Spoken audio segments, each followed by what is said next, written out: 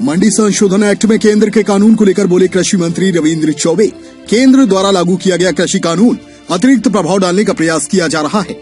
छत्तीसगढ़ में वर्तमान में जो मंडी शुल्क लागू है 5 से 2%, उसको 5 से 3% करने का प्रावधान किया गया है।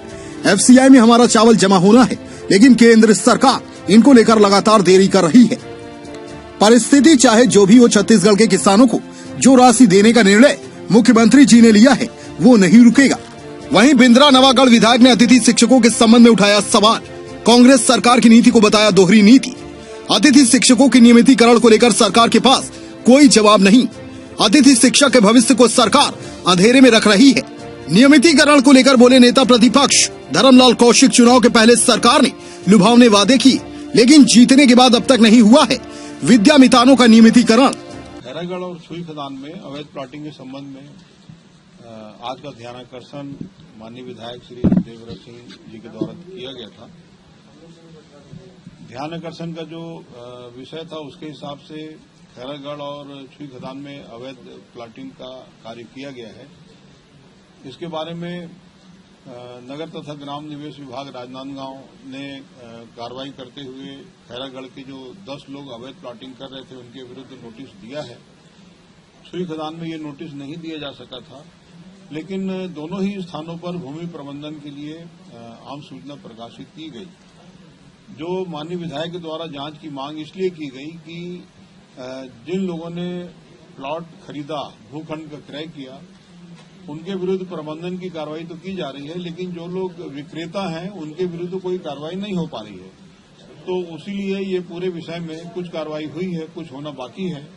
तो पूरे मामले की जांच एडिशनल कलेक्टर लेवल के अधिकारी 1 माह के भीतर करेंगे और नियमों के अंतर्गत उनके विरुद्ध जो दोषी हैं उनके विरुद्ध कार्रवाई की जाएगी। सर, एक चर्चा चल रही है कि हाउसिंग बोर्ड ने एक एनजीओ को कम कीमत में जमीन लाट की है, इस तरह की बात चल रही है। सर, वो कांग्रेस के समर्थित जो विधायक हैं उनके कोई रिश्तेदार है उसका मामला नहीं, कहाँ का स्पष्ट करो, कहाँ का? शांतिनगर वाला मामला और एक वो एनजीओ की जमीन शांतिनगर वाले मामले में 38 एकड़ जमीन जो है वो किसी को भी आवंटित नहीं की गई है और बाकायदा कैबिनेट में ये प्रस्ताव आया था PPP मोड से उसको वहां पे निर्माण कार्य किया जाना है। पहले कंसल्टेंट नियुक्ति होगी और कंसल्टेंट नियुक्ति के बाद जो PPP मोड के माध्यम से जो बनाना चाहेंगे वो ऑनलाइन निविदा प्रक्रिया के माध्यम से राशि जमा करेंगे। जो राशि राज्य सरकार को जमा की जाएगी और पर्यवेक्षण के लिए हाउसिंग बोर्ड अधिकृत रहेगा और वो पर्यवेक्षण शुल्क लेकर निर्माण का कार्य अपने निगरानी में कराएगा। ये पिछले दिन प्रधानमंत्री ने भी कहा है कि छत्तीसगढ़ में तेंदुओं की संख्या बढ़ी है, इस तरह की बात उन्होंने कही मन की बात चर्चा में। क्या जानकारी है? अब वो मन की बात में तो मैं सुना नहीं, इसलिए उस बारे में नहीं कह पाऊंगा।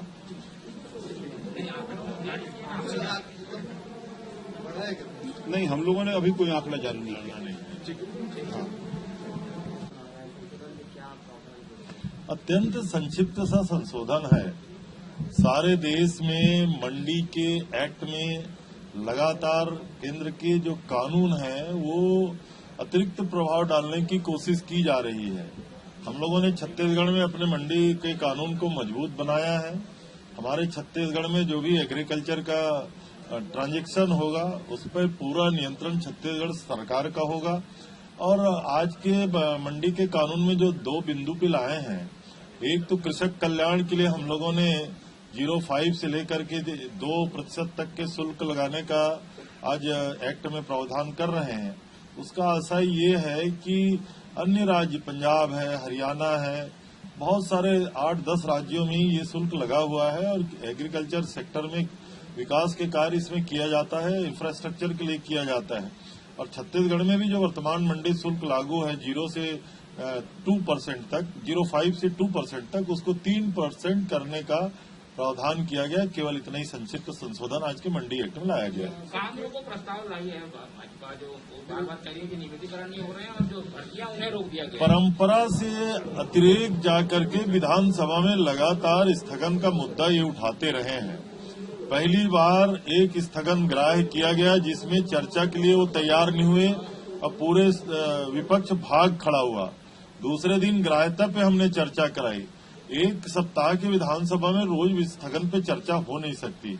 और जहां तक उनके विषय का सवाल है कि नौकरी के संबंध में, बेरोजगारी के संबंध में, छत्तीसगढ़ में हमारे आदरणीय मुख्यमंत्री जी ने और आज उत्तर देते हुए माननीय शिक्षा मंत्री जी ने अपने उत्तर में स्पष्ट किया है, लगातार भर्तियां छत्तीसगढ़ में जारी है। भारतीय जनता पार्टी को इसमें चिंता करने की कोई आवश्यकता नहीं है। जिस तरह से आशंका जताई जा रही है कि केंद्र ने सबसे पहले तो राजीव गांधी किसान न्याय योजना की जानकारी आप लोगों से मांगी, अब जो चावल लेना था उसकी अनुमति नहीं।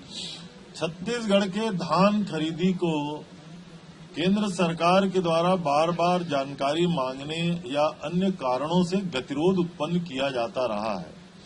पहले चावल की खरीदी पे प्रतिबंध था, दूसरे में बारदाना की कमी प्रदर्शित किया गया, तीसरा राजीव गांधी किसान न्याय योजना को बोनस का प्रतिरूप मान करके जानकारी मंगाई गई, और चौथा अब जो एफसीआई में हमारा चावल जमा होना है उसके संदर्भ में आदेश करने में लगातार देरी हो रही है। 90 लाख मीट्रिक टन धान की खरीदी होगी, हम उसको कहाँ रखेंगे? जब तक कस्टम मिलिंग करके चावल हम एफसीआई में जमा नहीं करेंगे तो हमारा धान का उठाव नहीं होगा। और केंद्र सरकार छत्तीसगढ़ के किसानों के साथ लगातार अन्याय क्यों कर रही है, भेदभाव क्यों कर रही है, ये तो हमारी समझ से परे है। लेकिन आदरणीय मुख्यमंत्री जी ने केंद्र सरकार के मंत्रियों से आग्रह किया है और हम उम्मीद करते हैं कि छत्तीसगढ़ में जितना अलॉट किया गया है कि चावल उतना एफसीआई खरीदेगी, उतना चावल लेने की अनुमति तत्काल जारी किया जाना चाहिए। 18-19 दिन धान की खरीदी हुई है, 41 लाख मीट्रिक टन से अधिक धान हम खरीद चुके हैं, और अगर उसको हम उठाव नहीं करेंगे, कस्टम मिलिंग नहीं करेंगे, हम एफसीआई को चावल नहीं देंगे तो निश्चित रूप से धान खरीदी प्रभावित होने वाली है। उसके बावजूद भी हम लोगों ने निर्देश किया हुआ है किसानों का धान खरीदी निरंतर जारी रहे और केंद्र सरकार से लगातार हमारा आग्रह जारी है। आज सरकार से अतिथि शिक्षकों के संदर्भ पे प्रश्न जाना चाहा कि उनके भविष्य कैसा है, लेकिन सरकार की एक दोहरी नीति है। जब ये आंदोलन कर रहे थे तब माननीय मंत्री टीएस सिंहदेव जी और माननीय मुख्यमंत्री भूपेश बघेल जी पालथी मार करके बैठ करके इन शिक्षकों को 10 दिन के अंदर नियुक्ति का आश्वासन दिए थे। हमारी सरकार आएगी, हम 10 दिन के अंदर नियुक्ति करेंगे। लेकिन आज इस सदन के अंदर उनसे पूछा गया कि अतिथि शिक्षक जो हैं उसको हम कैसे नियमित करेंगे, उसका कोई जवाब सरकार के द्वारा नहीं है। सिरे से नकार दिया गया है। ऐसा उनकी तनख्वाह के लेकर के बातचीत किया गया कि उनका वेतनमान कब से लंबित है और कब दिया जाएगा, सिरे से नकार दिया गया। नियमित नियुक्तियों के लेकर के सरकार जो है लगभग 1500 शिक्षकों की नियमित नियुक्ति के लेकर के जो प्रक्रिया है कब तक हो जाएगा, सरकार एक सिरे से नकार दी गई है। ये सरकार का एक दोहरा चरित्र के रूप में दिख रहा है, उनकी कथनी और करनी में फर्क दिख रहा है। और ये जो आज है अतिथि शिक्षक का भविष्य अंधेरे में रख दिया गया है। और ये अतिथि शिक्षक आज 28 दिनों से लगभग ये हड़ताल में है। उनके साथ आज विधानसभा में जो न्याय होना चाहिए था वह न्याय सरकार के द्वारा दिख नहीं रही। सरकार का जो जवाब है उससे संतुष्ट आप लोग नजर नहीं आए। सरकार ने कोई ठोस जवाब अतिथि शिक्षकों के संदर्भ में उनके लेकर के दिया नहीं, और हमने इसी के संदर्भ में बहिर्गमन किया।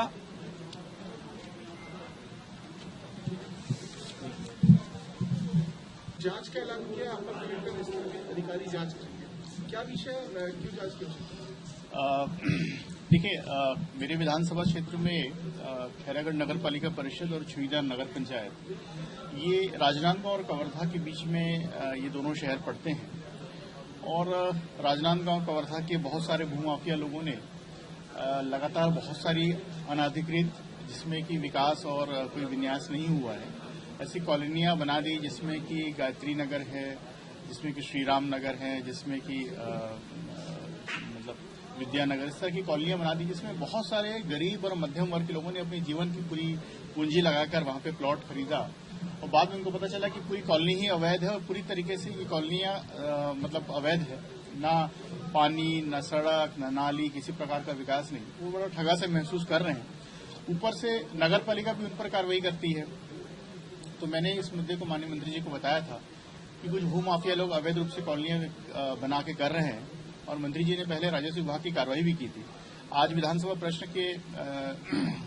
प्रश्न में मैंने ध्यानाकर्षण में इस विषय को लाया था, और माननीय मंत्री जी ने इसमें अपर कलेक्टर स्तर के अधिकारी से जांच के इसमें आदेश दिए हैं।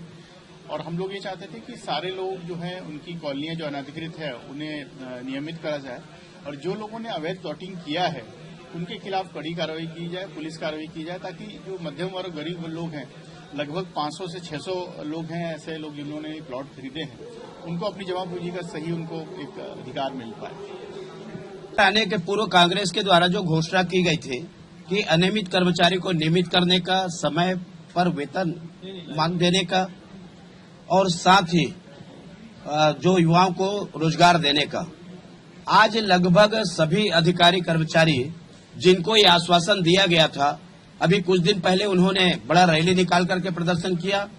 हमारे विद्यामितान अतिथि शिक्षक के रूप में 65 दिन से बैठे हुए हैं, और जो अनियमित कर्मचारी है उनको नियमित करने के लिए आज प्रतिपक्ष के द्वारा स्थगन प्रस्ताव दिया गया।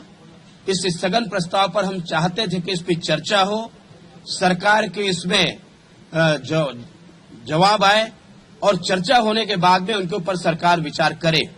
लेकिन ये अकर्मण्य सरकार चुनाव में जीतने के लिए तो तरह तरह के इन्होंने लुभावने उनको घोषणा किए, नारा दिए, लेकिन जीतने के बाद में सारे वायदे भुला दिए। आज इसलिए हम लोगों ने स्थगन प्रस्ताव दिया था। इस पर हमारे बहुत सारे सदस्यों ने अपनी बात कही, और हम लोग चाहते हैं कि सरकार अपने वायदे को अमल करे। इस बात को लेकर के शोर शराबा हुआ, और उस पे 5 मिनट के लिए सदन स्थगित भी हुए, और साथ ही इसमें हम लोग सरकार के रवैये को देख करके इसके लिए बहिर्गमन किए।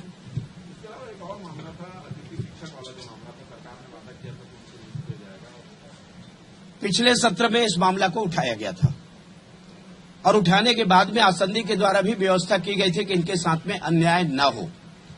मंत्री जी ने भी जवाब में कहा था, आज पुनः एक प्रश्न उसमें लगा था कि आपने जो कार्य आदेश जारी किया है, और उसमें दिया गया है कि जब तक वहां रेगुलर भर्ती नहीं हो जाती तब तक उनको काम में रखा जाएगा, उनको वेतन दिया जाएगा। न तो रेगुलर भर्ती हुई है, न उनको केवल जारी किया गया काम आदेश दिया गया, और अभी लंबे समय से उनकी कोई पेमेंट उनको जो दी जा रही है, वेतन भी उनका बंद कर दिया गया है। इस बात को लेकर के लगभग 65-66 दिन से हमारे अतिथि शिक्षक विद्यामितान धरने पे बैठे हुए हैं, और धरने में बैठे होने के कारण में इस बात को आज प्रश्न के माध्यम से उठाया गया। मंत्री जी से हम लोग ने जवाब में ये चाहते थे कि उनको समय पर वेतन दिया जाए, और इसके साथ में जो रेगुलर भर्ती में उनके प्रक्रिया में शामिल करने की बात थी उस पर अमल किया जाए।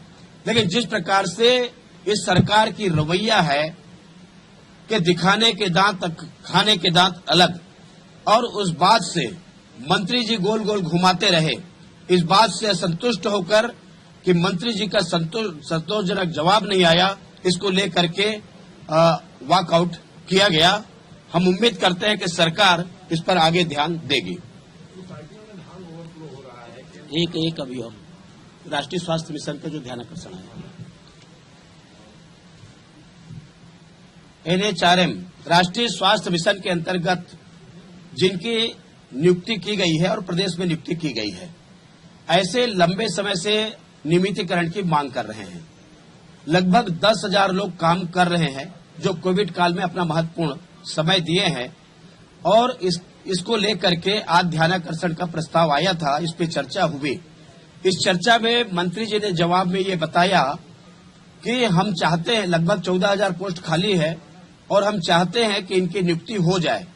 हमने समय सीमा की उसमें बात कही, और उसके जो कमेटी बनाई गई है, कमेटी बनाने की मांग की गई थी, कमेटी बनाया गया है।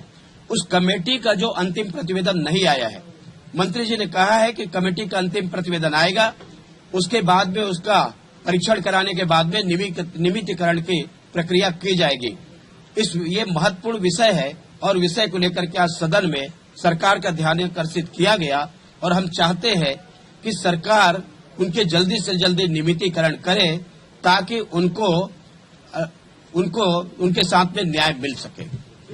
एक 14,000 जो शिक्षकों की भर्ती की प्रक्रिया थी, पिछले बार मुख्यमंत्री जी ने सदन में इस बात को कहा था और उसके बाद में बाहर भी उन्होंने जब ये लाठीचार्ज सरकार को करना पड़े अपने अधिकारों के लिए, जो नियुक्ति आदेश के लिए उनको मांग करने के लिए प्रदर्शन करने की आवश्यकता पड़ी, मुख्यमंत्री जी का उसमें आया था कि परीक्षण करा, 1 सप्ताह में परीक्षण कराए। आज भी परीक्षण नहीं हुआ है। ये पहली सरकार है कि नियुक्ति देने के बजाय उसके अवधि को बढ़ाने के काम कर रही है। ये बड़ी बड़ी बातें करते हैं आर्थिक नीतियों को लेकर के, लेकिन आप में इतनी साहस भी नहीं है और इतने भी आप कर नहीं पा रहे हैं कि आपको नियुक्ति उनके आदेश हो जाए, वो नौकरी में लग जाए और हमारे बेरोजगार चयन होने के बाद में भटक रहे हैं। छत्तीसगढ़ राज्य बनने के बाद में ये पहला मामला है और मुझे लगता है कि इस प्रकार से यदि चलेगी तो सारे युवा यहाँ के निराश होंगे और दूसरे रास्ता अख्तियार कर रहे हैं।